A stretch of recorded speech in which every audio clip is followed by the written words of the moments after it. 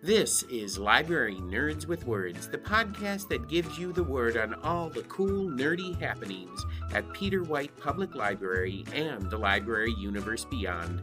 From books and concerts to search engines and story times, the Library Nerds are in and ready to show you that being a nerd can be cool. Get ready, get set, get nerdy.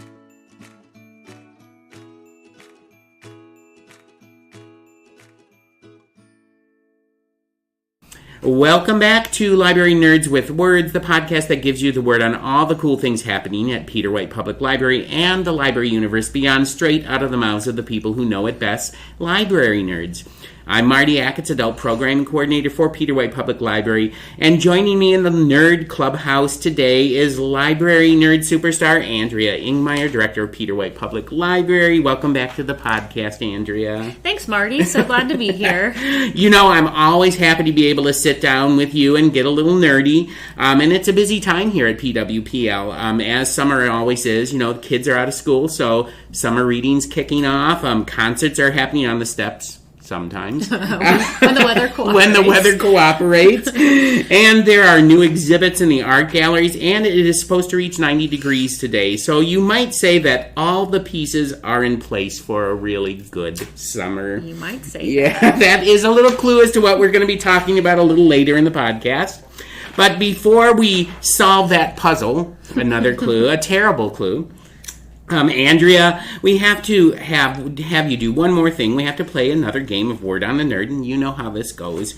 I'm going to ask you 3 library nerd questions about yourself, and you have to answer them for the listeners. So, Andrea, are you ready to play Word on the Nerd? All right, this is going to be a little game of Would You Rather. I'm going to ask you 3 Would You Rather questions, and you have to truthfully answer them. And since the Olympics are going to be kicking off in about a month, all of your questions today will have something to do with contests and competitions. All right, so here's your first question. Would you rather run a Sesame Street marathon where you have to dress as a Sesame Street character, or would you rather run a Napa Valley marathon where you have to drink a glass of wine every mile? All right, I have questions about this. So, by costume, are we talking the full, Cookie Monster outfit, or Kermit the Frog, or Miss Piggy? When we're talking glass of wine, are we talking full glass? We're talking for 26 miles? Full glasses of wine for 26 miles. I think I would die. Either way. Both are going to result in death. Well, you haven't asked where the Sesame Street Marathon is run, though. You know, it could be someplace cool, so... Yeah, but just think of have you ever worn one of those? Oh, yeah. They're awful. They are off. They're itchy. They're hot. It doesn't matter how cool it is. See? I would trip and fall. I know. I wouldn't even get 1 mile. So I'm thinking you're going for the glass of wine. I think I would go for the glass of wine and end after about 2 miles. Well, you can always pull out. It's like a short marathon. Exactly. It's sort of. I've always wanted to do. Not that I'm going to run a marathon, but the Hershey marathon where they give you chocolate at the stations. Uh-huh. I could do that. Yeah, I could definitely do that. But yeah, a glass of wine every mile. Ugh. 21 glasses of wine, or 26 glasses of 26. Wine. Yeah, I don't. If they were little cup things and you just had to do it, that wouldn't be too bad. Maybe that way. I do know in Germany that's a thing. They do a lot of runs and like community walks and things where beer's involved. Oof. And I don't know. My body doesn't work very well with alcohol in it. No, so I'm not coordinated as it is. It seems like just adding. Yeah, and you know, running as Big Bird, I just wouldn't work for me either. So, no. Both of those choices are terrible. They're terrible. Okay, well, there you go. All right, now the questions may get a little harder from here, as you know. Okay, would you rather win a gold medal in Jello wrestling, or would you rather win a gold medal in hog calling? I'm going to go with hog calling. Hog calling? If I could call hogs, I think that would be wonderful. Okay, hog calling. It would be easier, not as messy either. So being covered in Jello sounds awful. Yeah, I was just like, I know which one I would pick here, but I wanted to see where you would go with that. Yep. Although I do love Jello, but you know, not on my body. Not on the body. All right. All right. Here's your final question. Yep. Would you rather compete in the Great British Bake Off Or would you rather compete in Hell's Kitchen with Gordon Ramsay? This one's so easy. Yeah. Give me Great British Bake Off. Yeah, I know. Every time. I know. I've watched episodes of Hell's Kitchen where Gordon Ramsay is just so mean. He's awful. Over the top. And I've heard that he's the nicest guy in the world, but Yeah. that's just his his persona. Yeah, because I mean, I was up in Calumet when he was filming up there for that one episode of his series, and I was looking all over for him because I really wanted to, have a personal sighting? encounter. Yeah, something with him. But yeah, I've heard that he's super, super nice. I met people in Calumet who said, yeah, he was just like the nicest guy in the world. So if you think that Gordon Ramsay is swearing every minute of every other word, no, he isn't. He's nice, but I would go with the Great British Bake Off, too. I have fantasies of being on the Great British Bake Off. Like, somehow, how do I become a British citizen? Do you Just have long to enough. be British to be on that, I wonder? I think so. Because I thought I saw someone who was Italian who moved to Britain. But see, they moved. Oh, so they... But I don't know. They have Irish people every so often, but I don't know how that works. You know, it's all... And I watched this Portrait Artist of the Year, which drives my wife crazy. It's a British show, but they get people from the United States who submit and come over. So I don't know about the Great British Bake Off, though. I think it'd be fun. I probably would buckle under the pressure, but I don't know. Oh, but they make such interesting, great stuff. Such great stuff. Yep. All right. Well, we have come to the end of this competitive edition of Word on the Nerd, this time with Andrea Ingmire, Director of Peter White Public Library. And now the time has come to put all of the pieces together, terrible clue, and find out what's on your mind today, Andrea. It's a little segment on the podcast we call The Word. All right, Andrea, what would you like to talk about today? Well, I feel like you've really set me up here to talk about our puzzle program that we have coming up in August. And this is something that I came to you with and said, Marty, is there any way you'd ever do a program that's a puzzle competition? Because I enjoy a good puzzle. And we have an ongoing puzzle here in the library, and patrons also. Some of us enjoy puzzles. The puzzles here in the library get put together pretty quickly. And so, it's I've seen this happen in other libraries where they have a one-day event where there are teams and everyone gets the same or like a comparable puzzle. I think the same is really the only way to do it. I think that is that's the way we're going to do it. Yep. And so each team gets a puzzle, and whoever puts it together the fastest or the most, right, in the amount of time. Yep. It's they're so popular. When you mentioned it to me, I was like, okay, I'll check into it. And then I started Googling it, and I was like, holy cow, this is like a huge thing. People really get into this. Yeah. So this winter, we reinvigorated our excitement for puzzling at my house. And my husband and I were joking that our retirement plan is we're going to be competitive puzzle. We're going to be a competitive puzzling team. And that's really what started all this off. I was like, gosh, I wonder if that's actually a thing. And turns out it's a thing. It's a really big thing. Yeah. I mean, I was, when I Googled, I just did library and puzzle competitions. Yeah. And it was just across the whole country. Yeah. People are doing this. So let me give you the details. I'm going to talk about the details. Perfect. It's going to be August 10th, which is a Saturday in the community room. There's going to be an opportunity for 15 teams. So we'll have registration only 14 teams. 14 teams because one team. We already have one. We have the Andrea team already, So 14 plus one Andrea team. So there's space for that amount of people, and only the team captains have to register. And you can have 4 people on a team. There has to be at least one adult on the team, and anybody on the team has to be 12 years and older. And I will not see the puzzle before the competition. Absolutely not. Marty is going to keep me totally in the dark, so I will have no fair advantages. Well, somebody just gave me a 1,000, and it's going to be 1,000 piece puzzle. Yeah.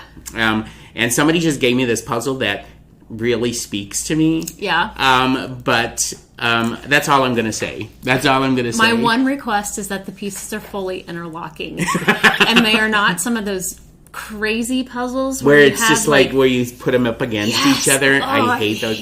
Well, how about those puzzles where it's just one sheet of the same color? No, thank you. Well, I try. I'm not going to be that mean about it. But yeah, so every team will get 15. We'll have 14 plus 1 teams, and there'll be tables set up downstairs. Now, if you're one of these people that have like puzzle sorting boards and stuff, you can bring whatever you want. What we are going to supply is the 1,000 piece puzzle. It'll be on the face down on the table before we start. And so all the teams show up on that day, August 10th at 10 a.m. We'll get you registered and all set to go. And then once the time starts, you will have 2 hours to get as much of that puzzle done as possible. And at the end of that 2 hours, if nobody is done with the puzzle, then we count the number of pieces that are left. And whoever has the least amount of pieces left wins the competition and bragging rights that they are the champion for the year. And Andrea is almost like rubbing her hands together about this. I'm nervous though, Mari, because, at home, we'll spend 2 hours working on a puzzle and like barely get the edge put together. Yeah. Well, there's one puzzle that I saw that actually has no edges. It's just the outline of a form.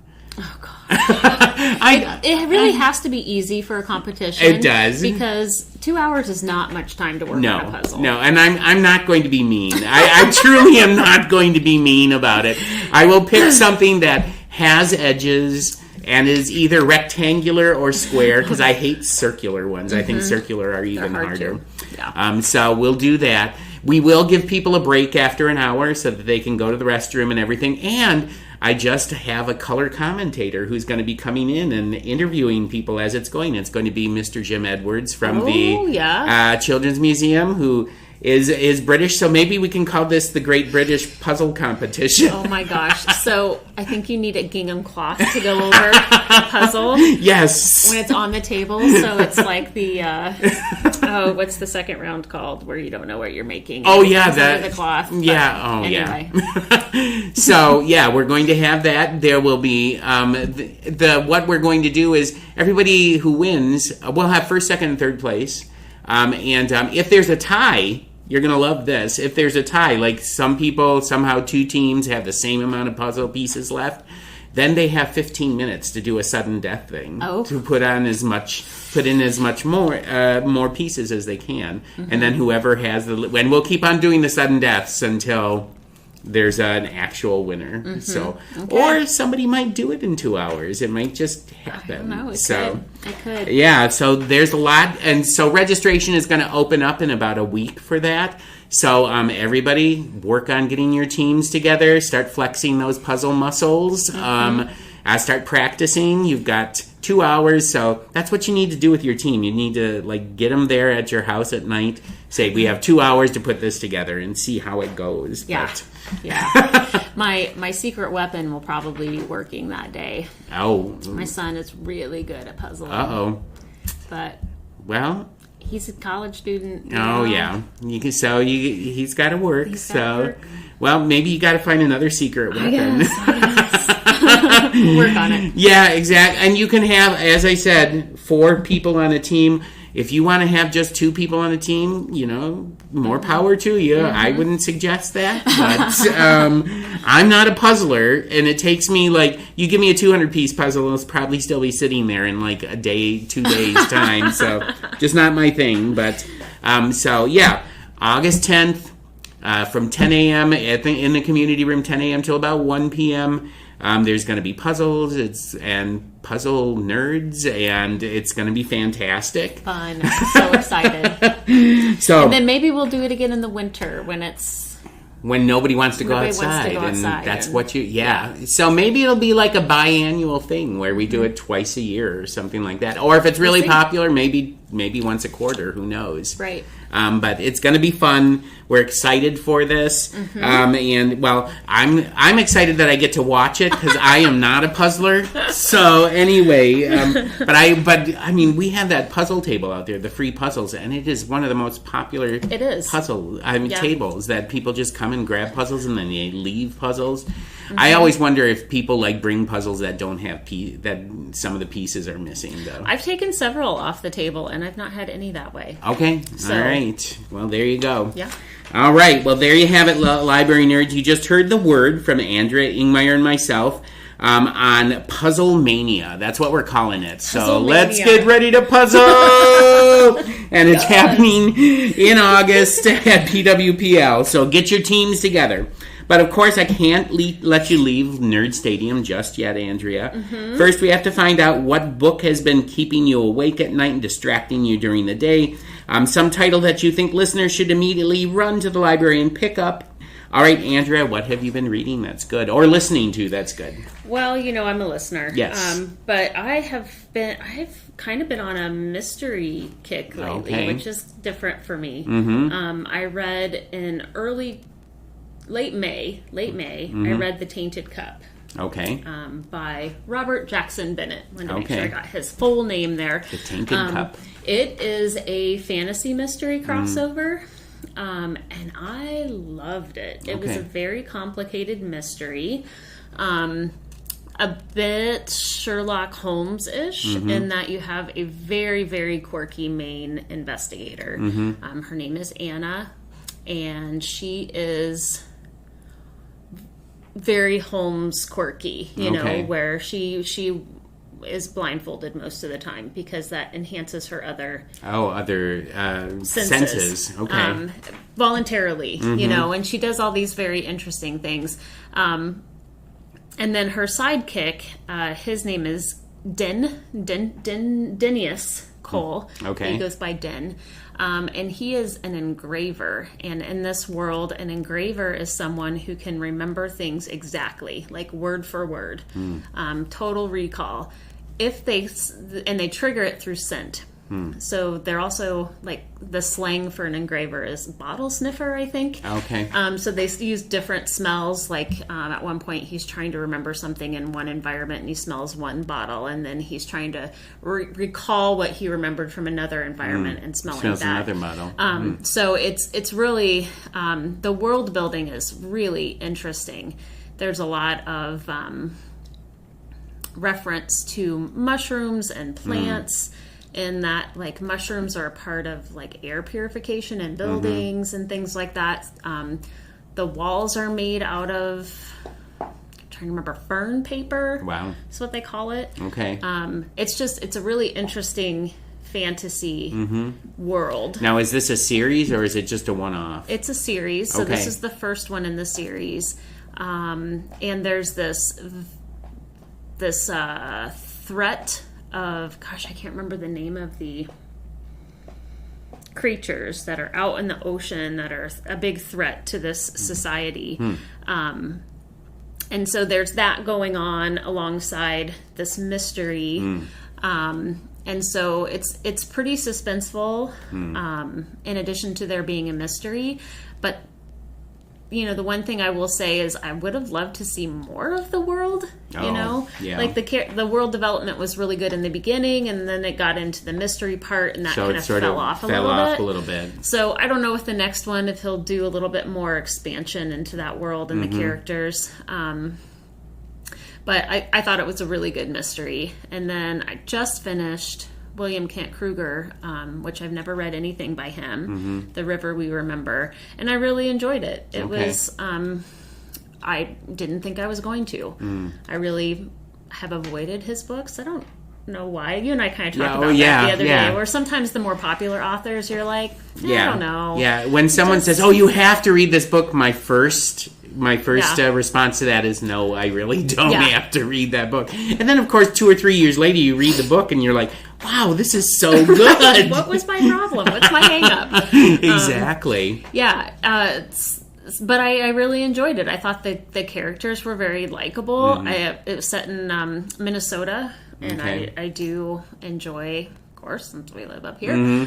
So that, the environment was interesting, and there was a lot of character development and interaction between the characters that I enjoyed. It was set back in the 40s. Okay. A little unclear exactly the so years. The time frame is a little strange, but it's probably because I just didn't do my research into exactly what year it was set in, but post World War II, pre-Vietnam. Okay. In that kind of that era and there. And yeah, I really enjoyed it. Well, I think I've shared my thing that I do with mysteries, because I hardly ever read mysteries. Yeah. I always read the ending first. I just have to. I can't stand. Can't stand. I know it's terrible. You don't know how many people who are mystery buffs, when I say that, they just look at me appalled. But here's the thing. This is my reasoning, and they never buy it, but I do that so that I can see all the clues pointing to who the killer is. Yeah. And they were like, well, no, you just need to train yourself to recognize the clues and not know who the killer is. But I'm always caught totally blindsided. Really? Yeah. Okay. I almost never. The one mystery that I read recently that I was like, it's that person. It's that everyone in my family has killed someone. Mm-hmm. That one I did pick out the murderer, but I did not have the reasons right. Okay. All right. I nailed the person, but not the... Well, the last mystery that I read that I didn't look at the end to was The Maid. And I know that the second book in that series has just come out, too. Yeah. So I didn't read that, and I did not get the killer right. So that annoyed me so much that I don't think I'm ever going to do that again. Well, you don't get it right if you read the end. You never get it right then. I always get it right then, because I know who the killer is. That's not fair. That's cheating. You sound like every other mystery reader I've ever talked to. Oh, gosh. All right, well, we're going to have to agree to disagree on how to read mysteries. But I start at the end and work my way back, and then, I do think there's some validity in that, though, because, like with the Tainted Cup, I liked it so much, I probably would reread. And knowing what happens at the end, I would look for those clues. Yeah. I almost never reread a book. I have a very good friend who rereads a lot of things, and I'm not a rereader either. I mean, I might pick up a poetry book and reread some of my favorite poems, but generally, no, not fiction or nonfiction or anything like that. Yeah. I will say that I think most of the Harry Potter books I thought were mysteries, because they were like, there was always this thing that they had to figure out. Yeah. And I never read the ending of Harry Potter when I was reading those books. Yeah. So anyway, all right, well, there you have it. Andrea's mysterious recommendation of a book that you should pick up off the shelf.